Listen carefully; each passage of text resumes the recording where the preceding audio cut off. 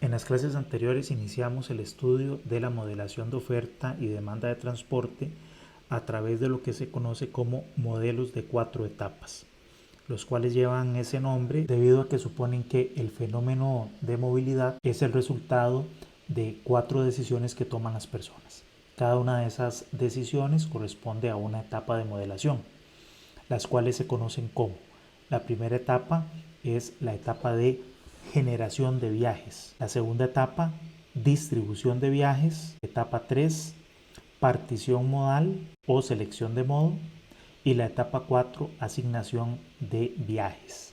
En la etapa número 1, que estudiaremos hoy, la generación de viajes, es aquella en la cual se estima el total de viajes que se producen dentro de el área geográfica que estamos estudiando. Los modelos explican o estiman los viajes dentro del área, ya sean tanto los viajes producidos como los viajes atraídos, en función de esas características del sistema de actividades de ese territorio, utilizando variables como la población, características o de la intensidad y distribución del empleo, el ingreso de las personas que viven en esa área, tasa de motorización y otras variables también que caracterizan los hogares o las personas que habitan allí. Entonces, algo importante de recalcar es que nosotros estos modelos para la generación de los viajes vamos a hacer una primera gran división entre modelos que estiman los viajes generados o producidos y otro grupo de modelos que estiman los viajes atraídos. La diferencia básicamente entre unos y los otros va a estar no tanto en la metodología que usamos, en cómo se calibran o se utilizan, sino en las variables que explican esos viajes, por un lado, y obviamente la naturaleza de esos viajes. Por la naturaleza me refiero a que unos viajes son los que se producen en las zonas y los otros son viajes atraídos por la zona. Normalmente los viajes producidos en las zonas van a depender, digamos, son más fáciles de explicar porque a la hora de calibrar los modelos vamos a tener una gran cantidad de variables explicativas de esos viajes y normalmente los modelos tienen logran explicar una gran parte de el comportamiento de la gente y de cómo se realizan los viajes.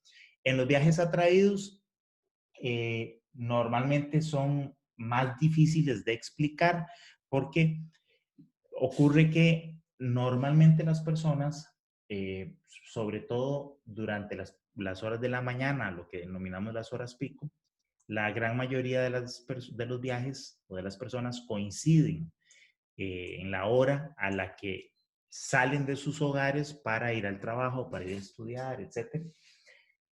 Pero los viajes de regreso normalmente están más dispersos, tiene un periodo, digamos, mucho más amplio en el que se realizan y eso genera una mayor dispersión en la información y hace que a la hora de calibrar los modelos, los coeficientes de correlación, por ejemplo, entre las variables que estamos usando para calibrar el modelo y la respuesta, que serían los viajes atraídos, normalmente dan valores un poco más bajos.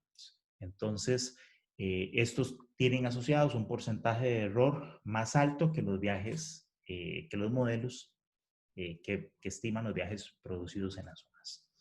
Pero bueno, de esa manera se hace. Y en el caso de los viajes atraídos, las variables que más se utilizan para calibrar esos modelos o para explicarlos son, por ejemplo, variables que tienen que ver con el uso del suelo, como metros cuadrados, por ejemplo, destinados a zonas de trabajo, eh, o variables macro como las que aquí indicábamos, como el empleo en la zona, etcétera. Ahora, fíjense que tanto los modelos de generación de viajes o de producción de viajes como los modelos de atracción de viajes están siendo explicados, si bien es cierto, a través de las variables asociadas al sistema de actividades, como las que ya mencionamos, realmente no se está utilizando ahí ninguna variable asociada al costo de transporte.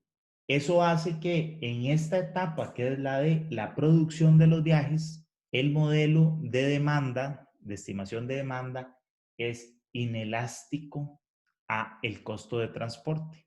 Es decir, es constante. El total de viajes que nosotros estimamos en función de estas variables, que sí son variables del sistema de actividades, pero que no dependen del costo de transporte.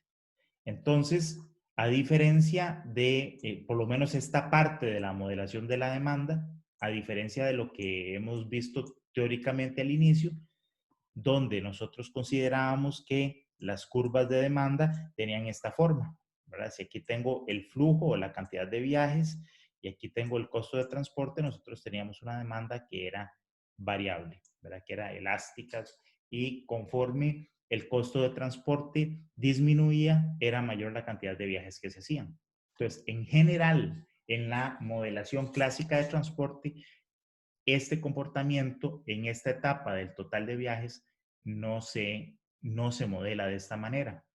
O sea, sí hay algunos modelos, pero que casi no se usan en la práctica, son más a nivel de desarrollo teórico, que incorporan lo que se conoce una variable de accesibilidad. O sea, se trata de relacionar la cantidad de viajes con el acceso o de alguna manera el costo que tiene el sistema de transporte, es decir, qué tan fácil es accesar a la red de transporte o al sistema de transporte público, por ejemplo, de autobuses o una red de metro o al tren, qué sé yo, qué tan accesible es ese sistema a el área en la que yo estoy, y entonces estimar cómo varía la cantidad de viajes con respecto a esa variable. Esta etapa de modelación, a diferencia de lo que hemos visto desde el punto de vista teórico, no hace esa relación entre esta parte de demanda y el costo de transporte. Es decir, son independientes y es una limitación que tiene hasta ahora los modelos prácticos de modelación de demanda. ¿Okay? Sin embargo, las otras etapas de modelación de la demanda y oferta sí están relacionadas con el costo de transporte, de tal manera que este comportamiento variable de la demanda en las otras etapas de modelación sí se toma en consideración, pero por lo menos en el total de viajes que se producen en el sistema no es así. Bien, en términos prácticos, les repito, nosotros nos vamos a concentrar en una porción del territorio que vamos a estudiar, como esta que está aquí mostrada en este diagrama, y ese territorio lo que hacemos es dividirlo en pedacitos que denominamos zonas. Para cada una de esas zonas, obtener a través de encuestas y recopilación de información secundaria también todas aquellas características que representen al sistema de actividades que hay en esa zona, como las que ya hablamos, del tamaño de la población que hay ahí, los hogares que hay, cuántos hogares existen, la cantidad de personas que habitan en ellos, cuál es la estructura de ese hogar en términos de quiénes trabajan, quiénes no trabajan, qué edades tienen, quiénes estudian, etcétera, qué niveles de ingreso tienen, cuántos vehículos tienen en el hogar, ¿verdad? Todas esas características para cada una de esas zonas. Y entonces, con base en esas características, también hay que recopilar la información de los viajes que se hacen y relacionamos esas variables para poder estimar luego un modelo que me permita a mí hacer la estimación de los viajes. A cada una de esas zonas le vamos a establecer un centroide, que está aquí representado con ese cuadrito amarillo de borde azul, que sería el punto que concentra toda la información de esa zona. Y vamos entonces a suponer que de ese punto es de donde salen los viajes de la zona, y también es a ese puntito a donde llegan los viajes que esa zona atrae. Entonces, fíjense que existe una como un compromiso entre la definición de la zona, la precisión con la que nosotros definimos esa zona y la precisión que tiene también finalmente la modelación del comportamiento de los viajes en el área de estudio. Es decir, sería pues casi ideal si nosotros tuviéramos zonas muy pequeñas, ¿verdad? Porque si yo tengo una zona muy grande, toda la precisión de cómo salen los viajes de esa zona y cómo llegan los viajes a esa zona se perdería, dado que representaríamos toda esa área en un solo punto, ¿verdad? Entonces ahí se pierde precisión. Sin embargo, si yo hago la zona muy pequeñita, la cantidad de información que yo puedo conseguir de esa área también es muy poca, ¿verdad? Además, requeriría un esfuerzo todavía más mayor y más costoso para poder conseguir información representativa de cada una de las zonas, porque yo no, uno podría hacer un censo, pero eso no puede hacerse cada vez que se va a calibrar un modelo, sino que para los estudios se obtiene una muestra nada más de, por ejemplo, los hogares que habitan en cada una de las zonas. Entonces, si la zona es muy chiquitita, o son zonas muy pequeñas, ocuparía una muestra muchísimo más grande, dado que tengo más zonas que encuestar. Entonces, hay un compromiso entre la precisión de la información y el tamaño de las zonas y el costo y la complejidad de recopilar la información necesaria para calibrar el modelo. Bien, entonces, una vez que yo hago esta recopilación de información, entonces pasaríamos al proceso de la calibración de estos modelos. Ahora, los modelos pueden ser modelos que se calibren de forma agregada o modelos o modelos desagregados. En términos de que yo puedo, una vez que recopilo la información de cada una de esas zonas, simplemente obtener variables promedio o variables un poco más macro de la zona y hacer una calibración a nivel zonal, donde yo toda la información de la zona, al comprimirla en un dato global o un dato promedio, tendría solamente una observación para cada zona. Y según la cantidad de zonas, esa sería la cantidad de datos que yo tendría para calibrar el modelo. Eso es lo que se conoce como un modelo agregado. O puedo hacer una calibración desagregada. Es decir, obtengo la información de las zonas, pero para calibrar los modelos no me fijo realmente de qué zona viene el dato, sino que utilizo cada observación de cada uno de los hogares que yo encuesté como una observación independiente y eso me da una mayor cantidad de datos y una mayor variabilidad de la información. Y entonces calibro un modelo desagregado a nivel de hogar. Ambas cosas se han hecho en Costa Rica, por ejemplo, para los varios modelos de la gran área metropolitana, se han utilizado modelos desagregados. Es decir, utilizo la información a nivel de hogar para calibrar y aplicar el modelo. Mientras que en el Plan Nacional de Transporte, que fue una modelación de todo el territorio del país, se utilizaron modelos agregados. Es decir, no se usaron datos de hogar por hogar, sino datos globales más macro a nivel zonal, ¿verdad? Sin embargo, en general se ha encontrado que la modelación que es más precisa, que da mejores resultados, es la modelación desagregada, ¿verdad? Es decir, con datos a nivel de hogar y no datos a nivel zonal.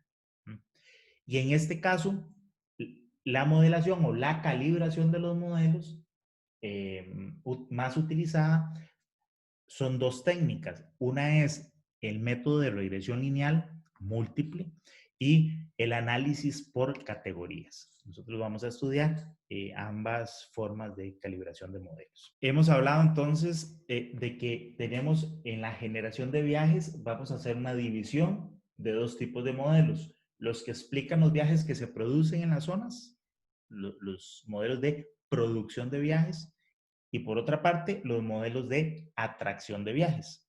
Tenemos modelos, en ambos casos podríamos usar modelos tanto agregados como desagregados, es decir, o modelos a nivel de variables macro de la zona, de cada zona, o datos a nivel de los distintos hogares que hay en todo el territorio.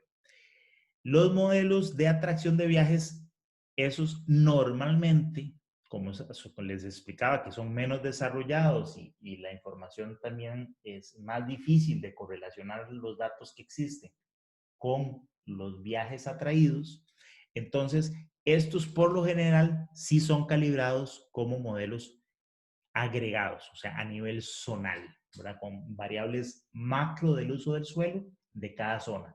Y tendríamos solamente un dato por zona y no un dato por hogar. Luego también ocurre que existen viajes que inician y terminan o inician o terminan fuera del territorio que nosotros estamos estudiando, ¿verdad? Que cruzan esa área. Este ejemplo que vamos a utilizar es un ejemplo obviamente académico, muy pequeñito, con muy poca información y muy pocas variables, pero que representa el tipo de información que nosotros recopilaríamos o que necesitamos para hacer la calibración de los modelos de producción de viajes. Les decía que una vez que uno divide el territorio en esas zonas, dentro de esas zonas necesita recopilar la información de una muestra de los hogares que viven ahí en la zona para poder calibrar modelos desagregados. Y a cada uno de esos hogares se le consulta una importante cantidad de información socioeconómica, ¿verdad? ¿Qué niveles de ingreso tienen? ¿Cuántas personas viven en el hogar? Si tienen o no tienen carro, cuántos vehículos tienen, cuántas personas tienen licencia para conducir, cuántas personas viven en el hogar, cuántos son hombres, cuántas mujeres, cuántos trabajan, cuántos son mayores de edad, cuántos son de más de 7 años, 8 años, que digamos la edad a la que ingresan los niños a la escuela, y así una importante cantidad de información que caracteriza esos hogares. Y claro está, se le pregunta también, según sean los periodos de análisis que nosotros vamos a estudiar y según los propósitos en los que vamos a dividir los viajes, se le pregunta cuántos viajes hace. Si nosotros vamos a hacer la modelación para el periodo pico de la mañana, ¿verdad? No vamos a hacer modelación de los viajes de todo el día, sino los viajes que hacen durante el periodo pico de la mañana. Entonces, les pregunto, ¿cuántos viajes con propósito de trabajo hacen en el hogar en el periodo pico de la mañana que estamos estudiando? ¿Cuántos viajes con propósito de estudio? ¿Y cuántos viajes con otros propósitos? Y tengo entonces la base de datos completa. Por un lado, todas las características del hogar, o lo que representaría nuestro sistema de actividades, y por otro lado, la cantidad de viajes que realiza. ¿Okay? En este pequeño ejemplo, vamos a suponer que el total de encuestas que hice en todo mi territorio fueron 20. ¿Okay? Y las variables que pregunté fueron, desde el punto de vista de las características de los hogares, dos variables recogí. El ingreso en el hogar y la cantidad de autos que tiene. Y por otro lado, tengo la variable de la cantidad de viajes que realizan, ¿verdad? Estos viajes, como les digo, en una encuesta o una base de datos real, tendría nombre y apellido de los viajes, es decir, son viajes en la hora pico de la mañana, con propósito de trabajo o con propósito de estudio, etc. Aquí nada más, a manera de ejemplo, tenemos un dato de viajes y en este caso, dos variables socioeconómicas del hogar que vamos a relacionar para calibrar el modelo. ¿Ok? Entonces, el modelo de regresión, los modelos de regresión lineal básicamente lo que hacen es postular eso, una relación lineal entre estas variables independientes o explicativas, que serían el ingreso y la cantidad de autos, con la cantidad de viajes. Entonces, un primer modelo que nosotros podríamos postular tendría la siguiente forma, ¿verdad? Podríamos decir que la cantidad de viajes es igual a una constante 0 más una constante 1 multiplicado por el ingreso más una constante 2 multiplicado por la cantidad de autos en el hogar. Ese sería, digamos, el modelo número 1 que nosotros postulamos y que vamos nosotros a calibrar. Entonces, esta combinación lineal, básicamente lo que hacemos es hacer la regresión lineal múltiple entre estas variables. Entonces, vamos a hacerlo a continuación. Aquí Excel tiene esta herramienta de datos, análisis de datos. Voy a hacer una regresión. En nuestro caso, nuestra variable Y, nuestra variable independiente, serían los viajes y las variables independientes o explicativas serían los ingresos y la cantidad de autos en el hogar. Entonces hacemos la regresión lineal. Vamos a decirle que nos ponga el resultado por aquí. Y listo. Okay.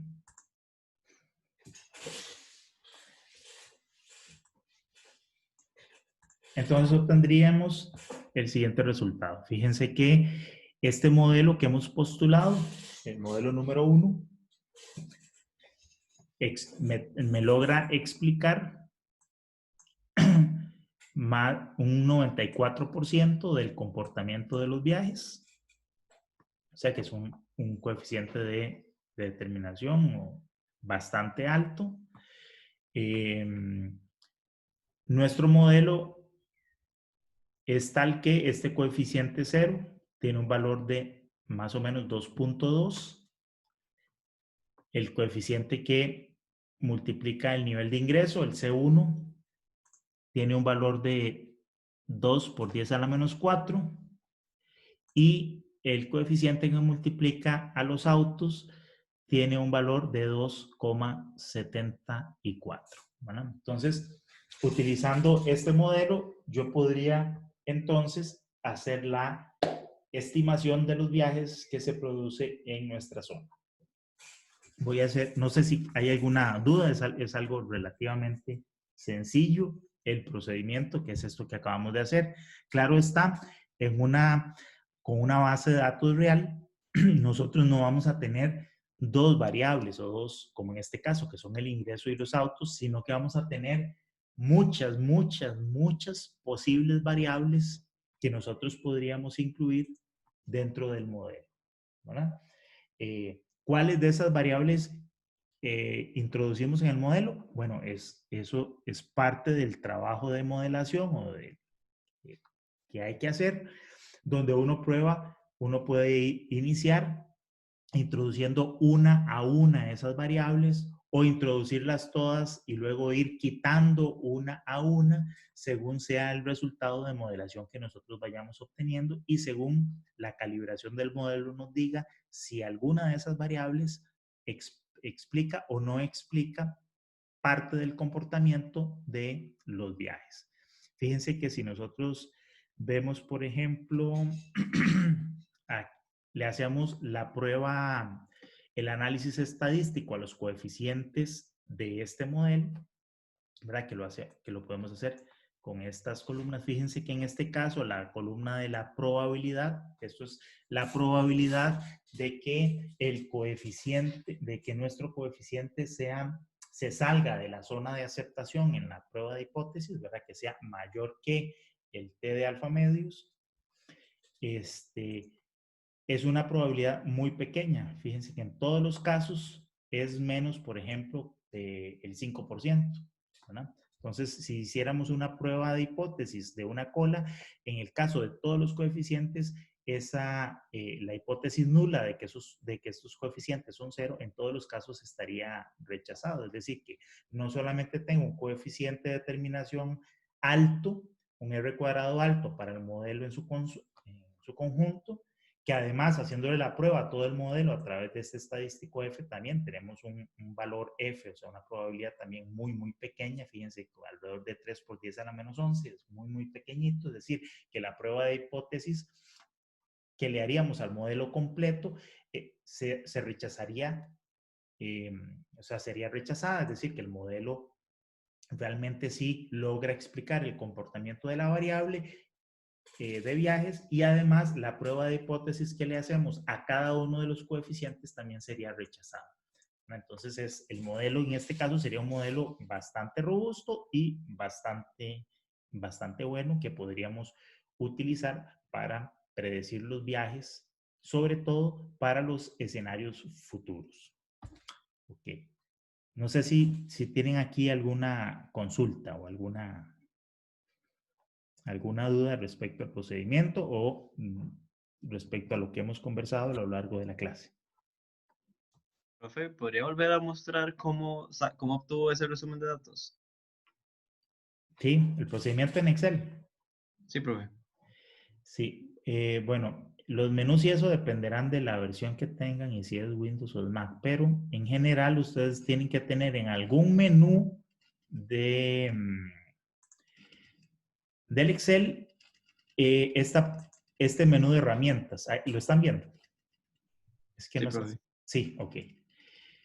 Aquí en herramientas hay una parte que se llama análisis de datos, ¿verdad? Dentro de análisis de datos van a aparecer una serie de herramientas, ¿no? Muchas son herramientas de análisis estadístico, análisis de varianza, de uno, de varios factores, todas las pruebas que se ven en estadística, la covarianza, etcétera, etcétera. Y por allí aparece la opción de regresión. ¿Okay? Ahí le dan a aceptar y la ventana les va a pedir, muy sencillo, marcar la columna que tiene los datos de la variable independiente, perdón, de la variable dependiente, Y, que en nuestro caso es la variable de viajes, U, sería esta columna. Y luego el rango de todas las columnas de las variables explicativas de las X que nosotros vamos a incorporar, en nuestro caso el ingreso y cantidad de autos. Ahí lo marcas y bueno, yo le marqué aquí los títulos, entonces le marco esta opción de rótulos para que entienda que el primer dato es el rótulo nada más, y le marcas el punto de salida. Y luego tiene una serie de opciones adicionales que ya para un análisis más detallado uno las puede incluir. A mí no me interesaba por el momento, entonces solo marqué el rango y ya.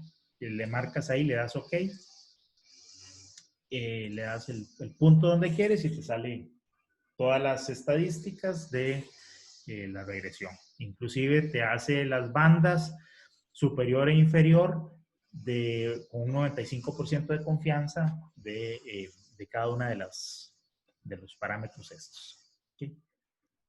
Sí, profe, gracias. Un gusto. Yo tengo una consulta, ¿cómo sé que mi modelo está correcto, digamos? ¿Cómo verifico yo eso? Bueno, eso es un poco lo que ya ahora yo estuve explicando. Una de las primeras cosas y probablemente las más importantes es que el modelo tenga una relación. Curioso, este señor que viene a cortar aquí el césped tiene una puntería, siempre viene cuando tengo reunión. Estoy en clase, va a ser un escándalo. Bueno, una de las cosas, les decía, es que la variable tenga un signo correcto, es decir, que hay una relación causa-efecto adecuada. Me refiero a lo siguiente. Uno esperaría que conforme el nivel de ingreso del hogar aumente, la cantidad de viajes que hace ese hogar también aumenta. También en la cantidad de autos. Uno espera que las familias que tienen carro o entre más vehículos tengan, esas familias hagan más viajes, ¿verdad?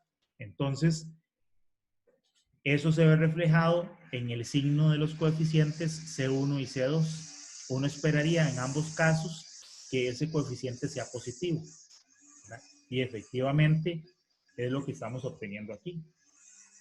Si alguno de esos signos, de esos coeficientes fuera negativo, entonces significa que el modelo no tiene una relación causal que es lógica, ¿verdad? Entonces ese modelo tiene un problema equivocado.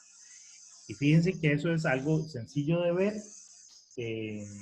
sencillo de revisar y que no necesito hacerle ninguna prueba estadística para descartar el modelo.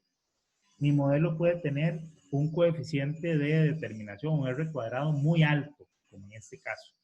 Pero si no tiene una relación causal lógica, ese modelo no debería ser utilizado.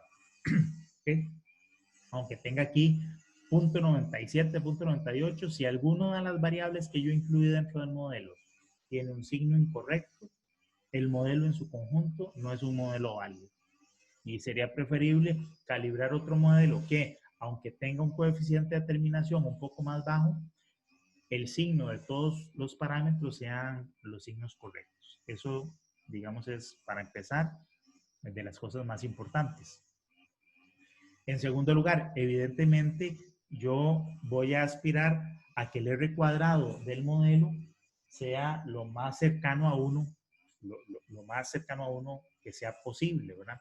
Porque ese coeficiente de determinación es un porcentaje que de la variabilidad o del comportamiento que tiene mi variable Y, mi variable dependiente, es decir, la variable viajes, y cuánto de ese comportamiento es explicado por el modelo que yo acabo de calibrar.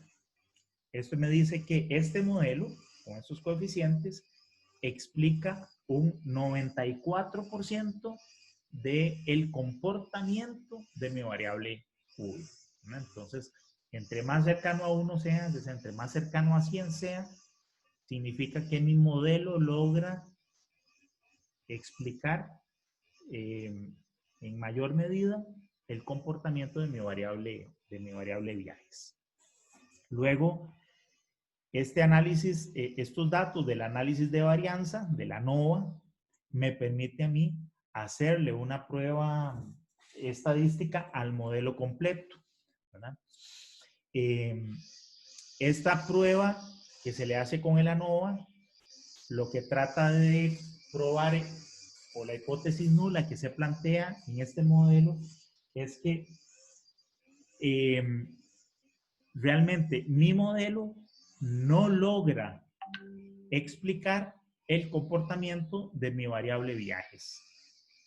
Cuando este valor crítico, bueno, cuando este F es muy pequeño, este valor crítico es muy alto me refiero a según el nivel de confianza a la que yo quiera hacer la prueba. Normalmente se hace la prueba para un 95% de confianza. Con un 95% de confianza, yo necesito que este valor crítico, o lo que yo espero es que este valor crítico sea más pequeño del 5%, ¿verdad? Del alfa o nivel de significancia asociado a ese 95 que yo expliqué. Si yo hago una prueba al 90% de confianza, entonces mi alfa es del 10 y yo necesito que este valor crítico sea más pequeño que 0,1. Si mi nivel de confianza es del 95%, necesito que este valor crítico sea menor que 0,05, ¿verdad? Si es así, si este valor crítico es menor que ese nivel de significancia, entonces la hipótesis nula que plantea que mi modelo realmente no explica absolutamente nada del comportamiento de mi variable es rechazado, ¿verdad? Que eso sería lo deseable, rechazar la hipótesis nula. Esta análisis, digamos, este cuadro de ANOVA me permite hacerle la prueba al modelo completo. Y luego los datos que aparecen en este cuadro de acá, sobre todo estos que son el estadístico T y la probabilidad, me permiten hacerle una prueba similar, pero a cada uno de los parámetros del modelo, al intercepto, al ingreso y a la cantidad de vehículos. En ese caso, la hipótesis nula que se plantea en cada caso es que el valor estadístico de cada uno de esos parámetros es 0. Esa es la hipótesis nula. La hipótesis alterna es, pues, que es distinto de 0. ¿Qué significa? Que un parámetro como C1, si C1, la hipótesis nula se verifica y entonces demuestro que estadísticamente C1 es 0. Si C1 es 0, significa que la variable de ingreso realmente no explica absolutamente nada de la variable viajes, ¿verdad? Y por lo tanto, no tiene sentido incorporar esa variable dentro del modelo, ¿no? Lo mismo con C2, etc. Esas serían las hipótesis nulas que uno plantea para cada uno de los parámetros y que las pruebo a través de, ya sea el estadístico T, ¿verdad? Este es el T asociado a cada parámetro, que lo tendría que comparar con el T de alfa medios tabular, o lo que es lo mismo, comparar esta probabilidad P asociado a este estadístico con el nivel de significancia de la prueba que uno realiza. Entonces, de nuevo, si yo hago normalmente una prueba al 95% de confianza, y supongamos que yo no tengo información acerca de que las variables tienen que ser positivas o negativas y hago una prueba a 2 colas. Si mi prueba estadística la hago al 95% de confianza, mi alfa medio sería 2,5%, entonces ocuparía que estas probabilidades fueran menos de 0,025 para poder rechazar la hipótesis nula. O sea, que en este caso ocurren con todos los parámetros. Esta probabilidad en todos los casos es muy chiquitita, ¿verdad? Al igual que pasaba acá, yo necesito que que es equivalente a este valor P, sea bien pequeñito, y si es muy pequeñito, menor que el nivel de significancia, entonces la hipótesis nula se rechaza. Entonces, en este caso, yo estaría rechazando la hipótesis nula de que, por ejemplo, todos estos parámetros son estadísticamente ceros, con lo cual logro, digamos, demostrar, o por lo menos no logro rechazar que mi modelo explica el comportamiento de mi variable Y. Esas son, en general, digamos, las pruebas más importantes que se le hacen al modelo. Sin embargo, uno puede hacer análisis de residuos y todas las pruebas que uno normalmente realiza en estadística para valorar los modelos de regresión. ¿Queda respondida su pregunta? Sí, listo. Gracias. Ok, de ahí sí también les recomiendo que revisen un poquito lo de la clase de estadística o leer ahí pues, un libro sobre este tema de los módulos. Bien, bueno, ese sería en términos generales el procedimiento. Ahora, y eso sería el procedimiento general para la calibración de cualquier modelo de regresión, ¿verdad? En cualquier caso.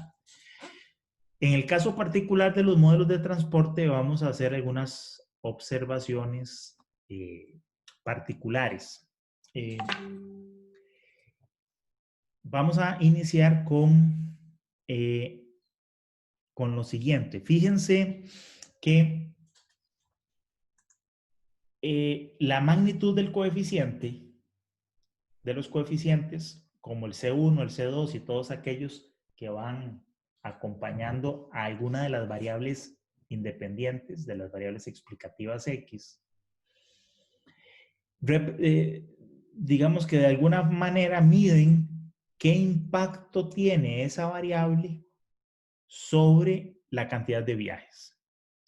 Entonces, cada vez que el nivel de ingreso aumenta en una unidad o disminuye, cambia en una unidad, la cantidad de viajes se va a ver afectada en esta magnitud, en la magnitud C1. Lo mismo ocurre con la cantidad de autos. Cada vez que esa variable cambia en una unidad, va a afectar la cantidad de viajes en C2 unidades. Entonces, evidentemente, la magnitud de esos coeficientes, entre más alto sea, de alguna forma, lo que dice es que esa variable es más o menos importante en explicar la variable viajes. Entonces, en este caso, aparentemente, la cantidad de vehículos es más importante que el ingreso para explicar la cantidad de viajes.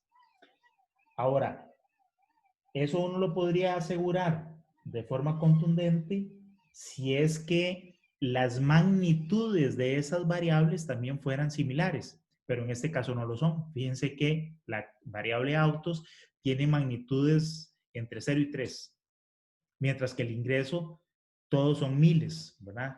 El valor mínimo es 4,000 y el más alto anda en el orden de 21,000, ¿verdad? Entonces, la magnitud de esta variable es bastante mayor que la magnitud de autos.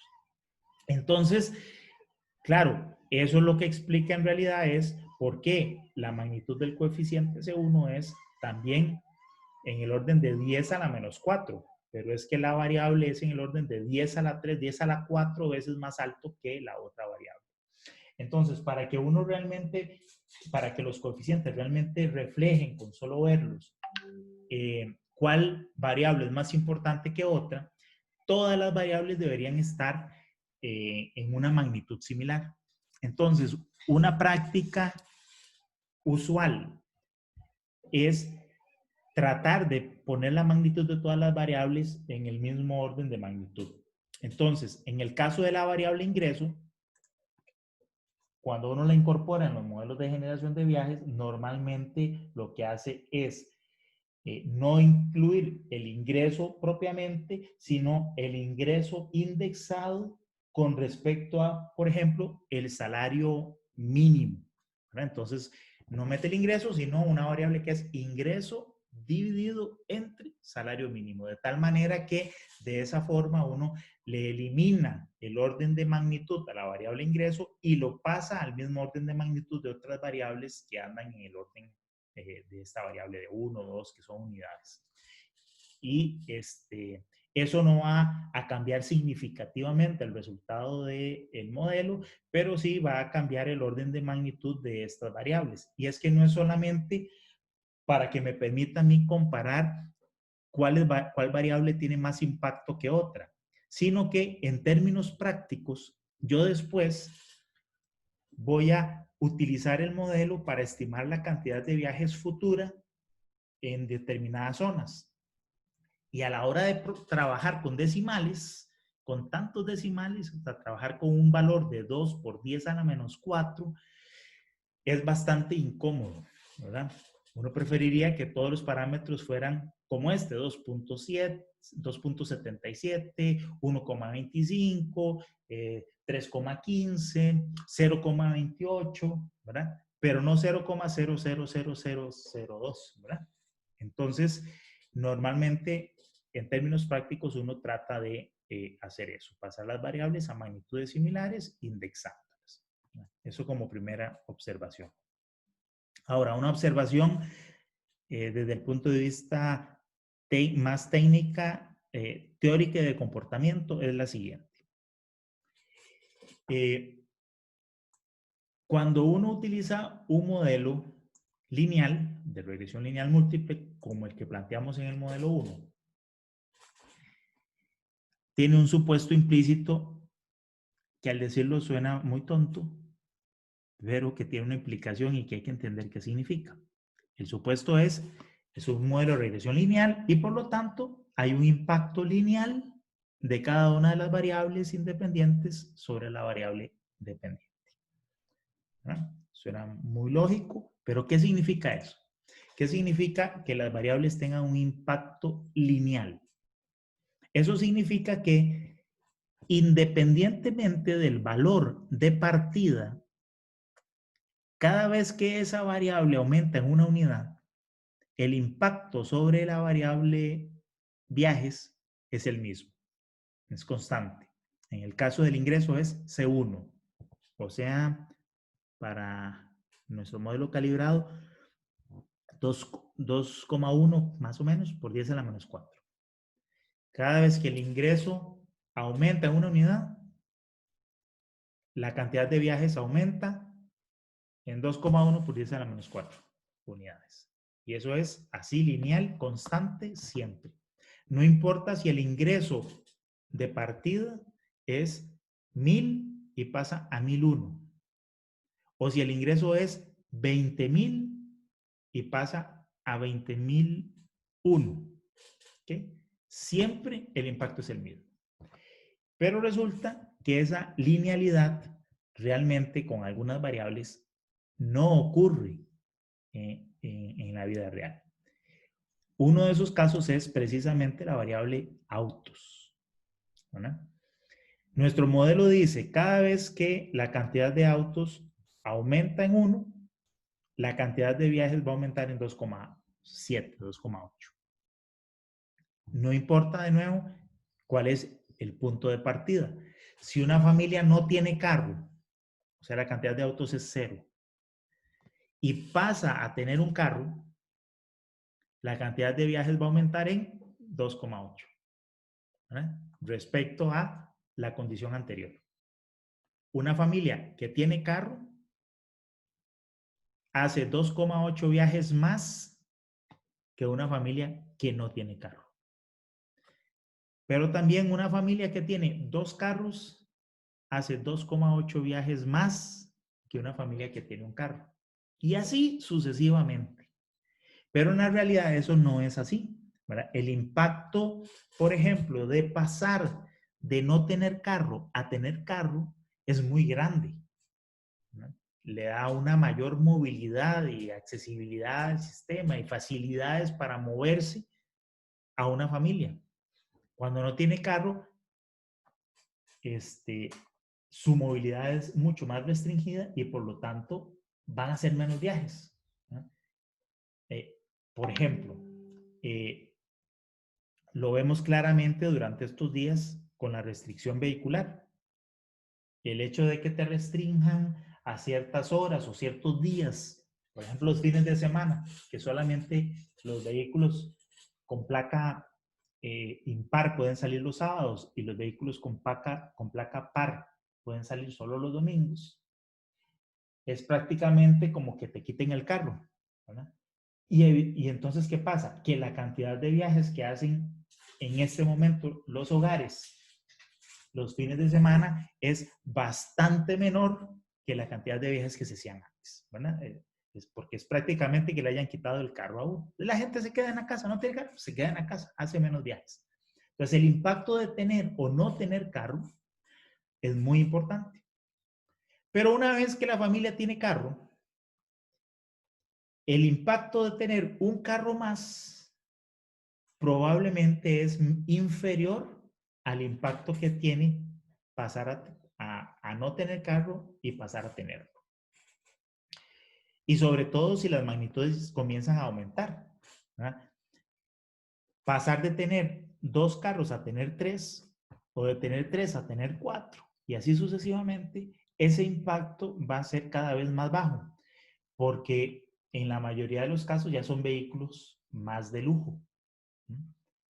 Porque hay que, eso en términos de la cantidad de viajes que se produce, porque hay que aclarar que los viajes, cuando nosotros hablamos de viajes, estamos entendiendo, debemos entender, son viajes personales, o sea, personas que viajan.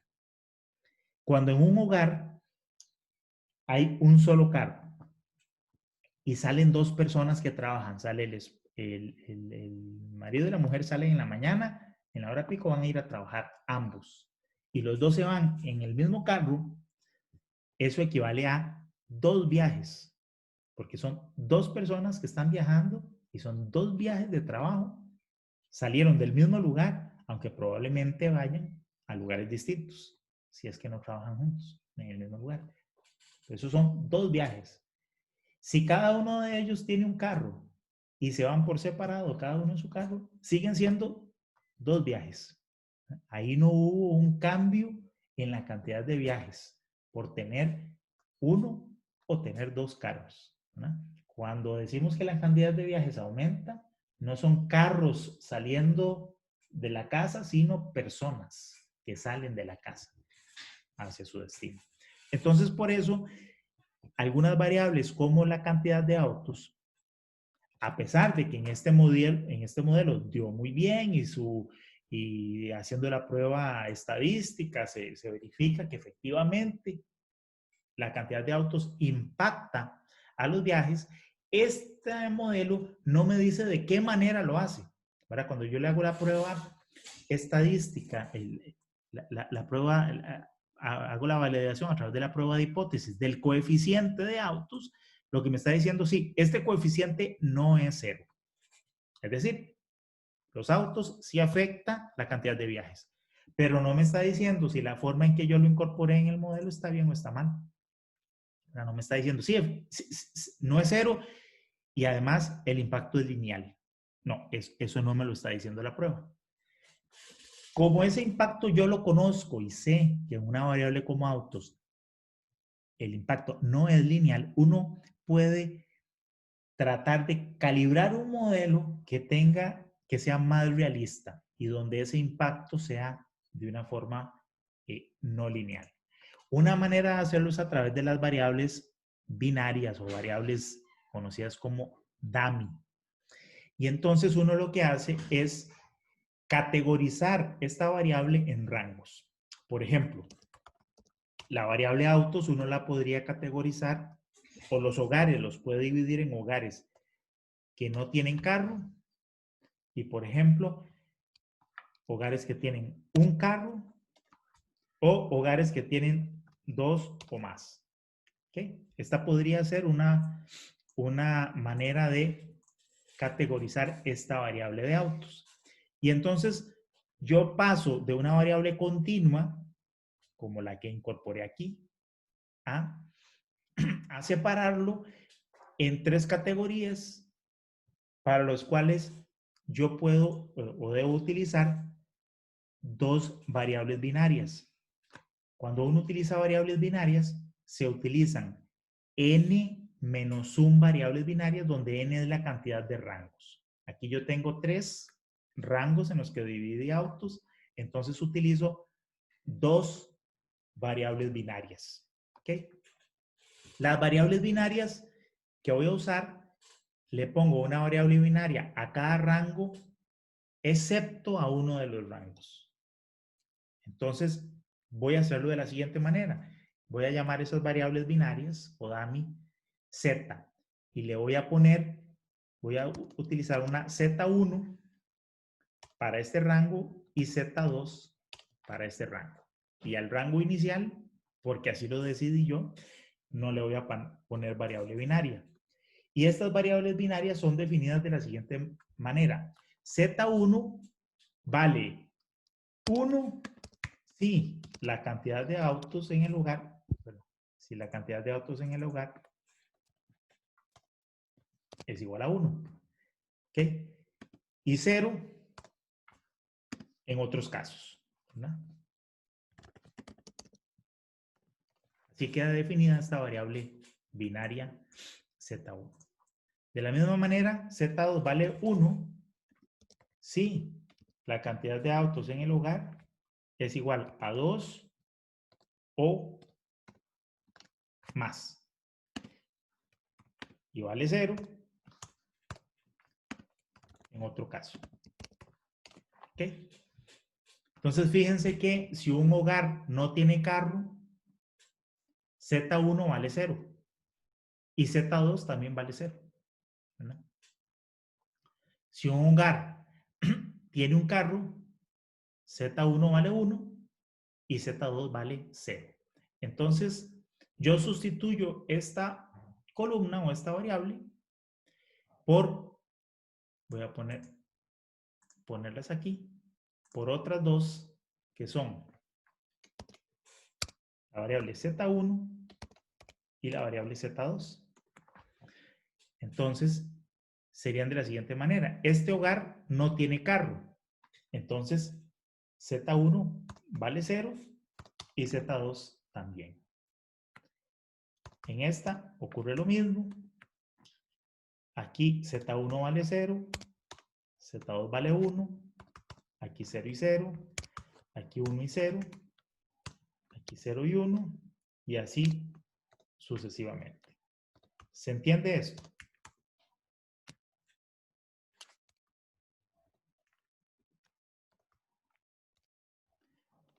¿Queda claro lo que estoy haciendo?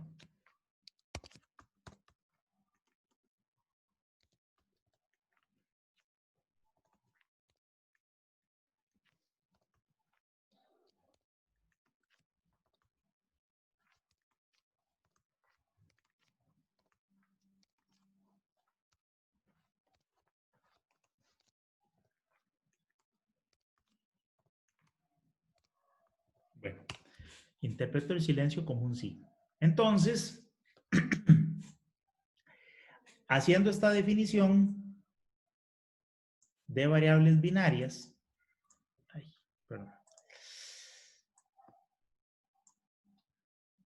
yo puedo plantear otro modelo.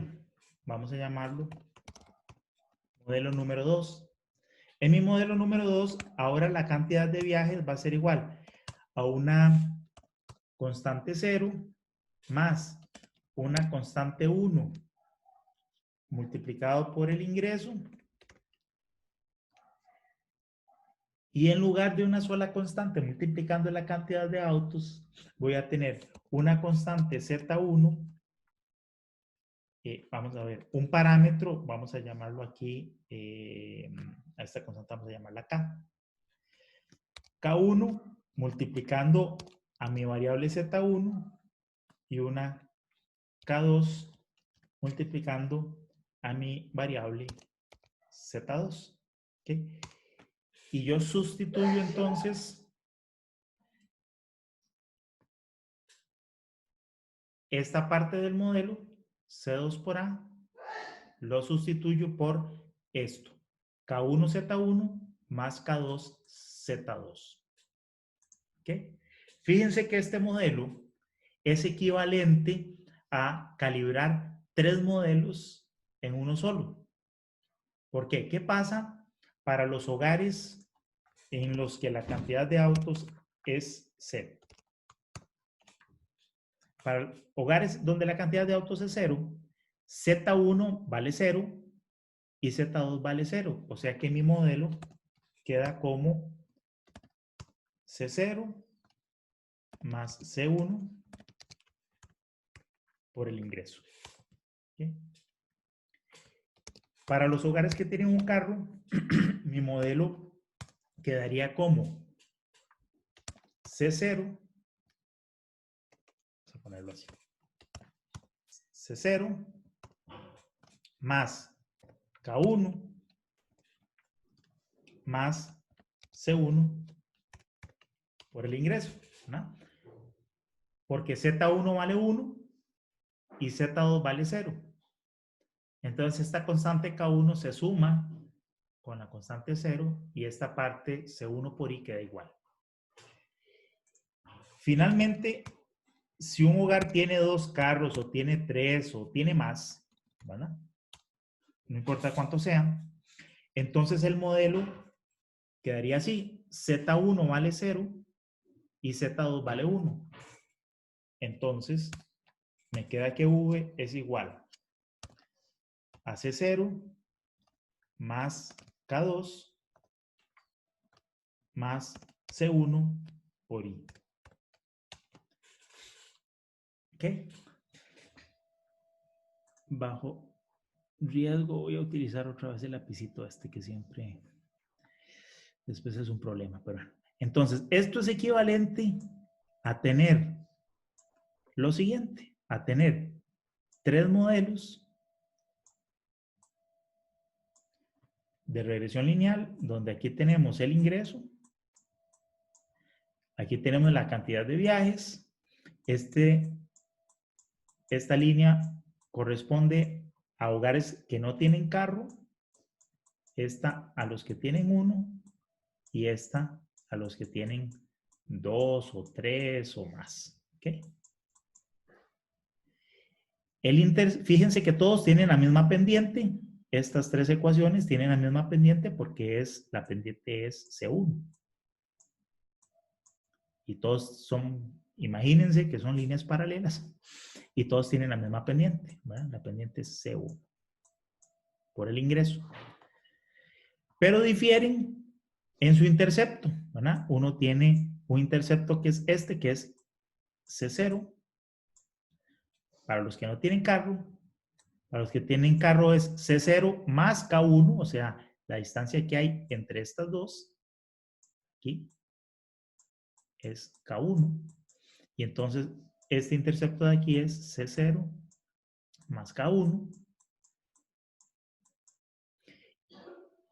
Y la pendiente del otro es C2 más K2, o sea que la distancia que hay de aquí a aquí, esta es K2. Y ese intercepto es C0 más K2. Con esta forma de modelar, ya el impacto de la variable de autos ya no es lineal. Porque fíjense que el impacto de no tener carro a tener un carro, aquí aumenta en una unidad, la cantidad de viajes aumenta en C1, en K1, perdón. Y ahora, si la familia tiene un carro y la comparo con otra que tiene dos carros, igual aumenta en una unidad la variable autos. El impacto ya no es K1, sino que es la diferencia entre K2 y K1.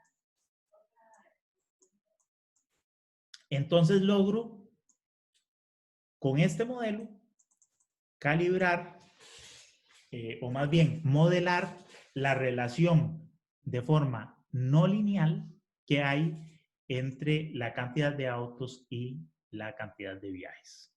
¿Sí? ¿Quedó claro eso? Sí, profe. Bien. Entonces, ¿cómo calibro este modelo? Bueno, de la misma manera, ¿verdad? Vamos a utilizar la misma herramienta de Excel. Entonces me voy a ir a datos, aquí herramientas, análisis de datos, regresión. Mi variable Y sigue siendo la misma, pero ahora mis variables X van a ser estas. Y ahora vamos a poner el resultado aquí. Listo. Bien. Entonces, fíjense que nuestro coeficiente de determinación se redujo relativamente poco, pasó de ser 0.94 a ser 0.91. La prueba de hipótesis general del modelo, la hipótesis nula se rechaza, o sea que mi modelo efectivamente sí logra explicar el comportamiento de Y, ¿verdad? Y si le hago las pruebas estadísticas a cada uno de mis parámetros, vean que en este caso el intercepto es 0,02, igual sigue siendo, en este caso, es menor que el 2,5, si es que le hago la prueba de hipótesis a dos colas, o si se lo hago a una cola, es menor del 5, del 0.1. No, perdón, en este caso no. A dos colas estaría rechazando el intercepto, pero a una cola, perdón, pero a dos colas sí lo estaría rechazando la hipótesis nula. Y todos los coeficientes, tanto de el ingreso C1 como K1 y K2, también tienen valores que son bastante pequeños. Eso quiere decir que tanto el ingreso como Z1 y Z2 realmente logran explicar parte del comportamiento de uno. Ok. Y es aquí en donde uno dice, bueno, ¿cuál modelo es mejor? ¿Mi modelo anterior o este otro? Mi modelo número 2 es un modelo más realista que el modelo 1 y logra tomar en consideración la no linealidad del efecto que tiene la cantidad de autos sobre viajes. Entonces, en términos como conceptuales, el modelo 2 es mejor. Ahora, el modelo 2 perdió un poco de explicación respecto a la variable viajes, aunque explica un poquito menos, pero lo explica mejor, porque mi variable A fue incorporada de una mejor manera. Finalmente, lo que sí me va a decir cuál modelo es más adecuado son dos cosas. Por un lado, el signo, que como vimos los signos son coherentes, ¿verdad? El signo del ingreso es positivo y el signo de estas dos variables tenía que ser positivo porque fíjense que K1 lo que representa es cuántos viajes adicionales haría una familia que tiene un hogar, un vehículo con respecto a una familia que no tiene carro. Y K2 me dice cuántos viajes hace una familia que tiene 2 carros o más con respecto a una que no tiene carro. Entonces tenían que ser positivas, ¿verdad? Si yo hubiera definido mis variables Z distinto, por ejemplo, yo hubiera más bien definido lo que llamaría yo, digamos, un Z0 para familias que no tienen carro y digamos un Z2 para familias que tienen 2 carros, ¿verdad? Vale, esta valdría 1 si A es igual a 0 y valdría 0 en cualquier otro caso. Esta valdría 1 si A es igual a 2 o más y 0 en cualquier otro caso, ¿verdad? Entonces, aquí estaríamos utilizando nosotros como referencia la categoría de 1, que es la que no tiene Z, no tiene variable binaria. En el modelo que calibramos, nuestra categoría de referencia era 0, ¿verdad? Entonces, los coeficientes que multiplican a Z1 y Z2 son relativos a esta categoría que era sin cargo. Entonces, por eso los Ks tenían que ser positivos, porque es cuántos viajes más hace una familia que tiene un carro respecto a la que no. ¿Cuántos viajes hace una familia que tiene 2 o más carros con respecto a la que no tiene? Pero en este caso, si yo tomo como referencia 1, el parámetro, que podríamos llamarlo K0, que va multiplicando a Z0, tiene que ser negativo, porque las familias que no tienen carro tienen que hacer menos viajes que las familias que tienen un carro. Entonces, el parámetro que va multiplicando esta variable DAMI tiene que ser negativo y el parámetro que va multiplicando a esta otra variable DAMI tiene que ser positivo y eso tiene que verse reflejado aquí en el resultado. Ok, la otra forma, aquí otra posibilidad que yo hubiese tenido para definir las variables binarias, ya solo me queda una, que sería la siguiente: poner como referencia esta categoría, la de más carros, y haber puesto una Z0, que también vale 1 si la familia no tiene carro, y una variable Z1, o sea, esta. Y dejar sin variable binaria a la categoría de 2 o más. Si yo defino las variables binarias de esta manera, ambas coeficientes tienen que ser negativos. Porque me van a decir cuántos viajes hace una familia que no tiene carro respecto a una que tiene 2 o más. ¿Cuántos viajes hace una familia que tiene un carro respecto a otra que tiene 2 o más? En ambos casos tienen que hacer menos viajes. Entonces, los coeficientes a la hora de calibrar, en ese caso, ambos tendrían que ser negativos. Eso es lo primero que me dice si este modelo es consistente o no. Y lo segundo es la prueba de hipótesis. Si la prueba de hipótesis rechaza todas las hipótesis nulas para todos los parámetros asociados a las variables binarias, entonces yo he logrado postular un modelo más realista y que estadísticamente se soporta. Pero si, por ejemplo, esta probabilidad me hubiera dado por decir algo, 0,15, ¿no?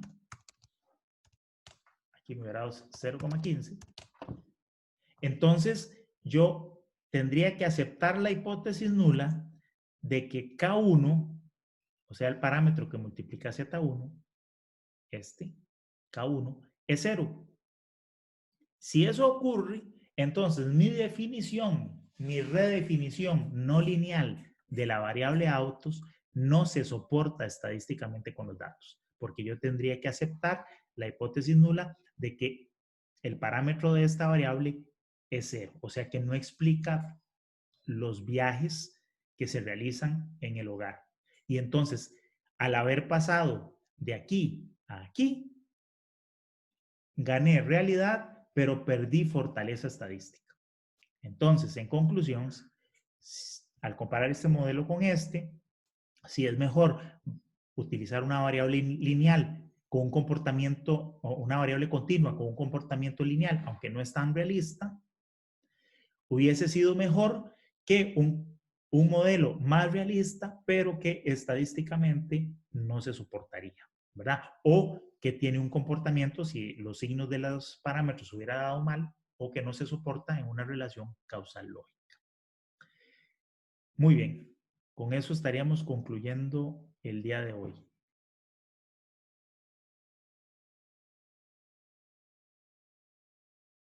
Bueno, de tarea, ustedes van a utilizar estos datos y van a calibrar los modelos 3 y 4. El modelo 3 es utilizando esta definición, variables binarias, y este es el modelo 4.